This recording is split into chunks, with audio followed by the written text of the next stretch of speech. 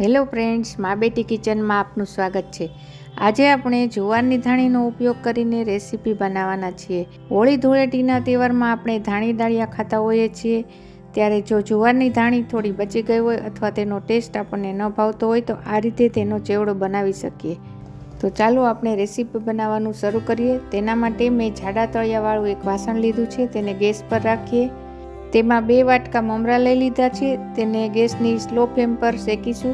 બરાબર શેકાઈ જાય અને તેમાં હવા ન રહે ત્યાં સુધી આપણે તેને શેકીશું। પછી તેને એક મોટા વાસણમાં કાઢી લઈશું।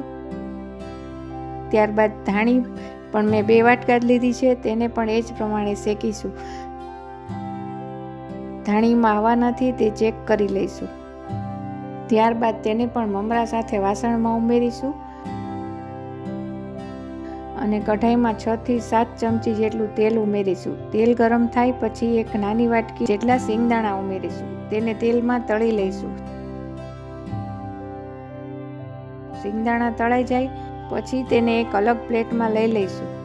ત્યાર પછી એક અડધી વાટકી દાળિયાની દાળ લઈ લીધી છે, તેને પણ તેલમાં નાખીને તળીશું। દાળ તળાઈ જાય પછી તેને પણ સિંગદાણા સાથે પ્લેટમાં નાખીશું। ત્યારબાદ એક તીખું અને એક મોળું મરચું લઈ તેના કટકા કરી લીધા છે, તેને પણ તેલમાં તળીશું। મરચાંની સાથે મીઠા લીમડાના પાન પણ ઉમેરીશું।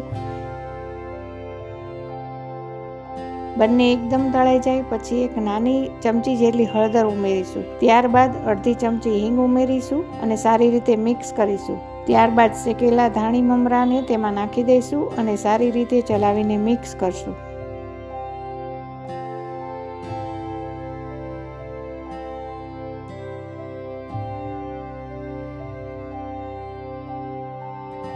હવે આપણે સ્વાદ પ્રમાણે મીઠું નાખીશું। અડધી ચમચી જેટલું લાલ કાશ્મીરી મરચું ઉમેરીશું અને મિક્સ કરીશું। ત્યારબાદ તેમાં તળેલા સિંગદાણા અને દાળિયાની દાળ ઉમેરીશું। બધું મિક્સ કરીને એક મોટા વાસણમાં કાઢી લઈશું। તેને સારી રીતે મિક્સ કરીશું। ત્યારબાદ મેં જે બટેટાની સેવ ખમણીને પાડેલી તે તળીને રાખેલી છે, તેનો ભૂકો કરીને તે પણ ઉમેરીશું। તેનો વિડીયો તમારે જોઈતો હોય તો તેની લિંક નીચે ડિસ્ક્રિપ્શનમાં અથવા ઉપર આઈ બટનમાં તમને મળી જશે। અને આ વેફરની જગ્યાએ તમે તેમાં બેસનની સેવ પણ ઉમેરી શકો છો। બધું બરાબર મિક્સ કરીશું તો તૈયાર છે આપણો ધાણી મમરાનો ચેવડો। આવી જ સરળ અને ટેસ્ટી રેસીપીઓ જોવા માટે મારી ચેનલને લાઈક અને શેર કરો અને ચેનલને સબસ્ક્રાઈબ ન કરી હોય તો સબસ્ક્રાઈબ કરો।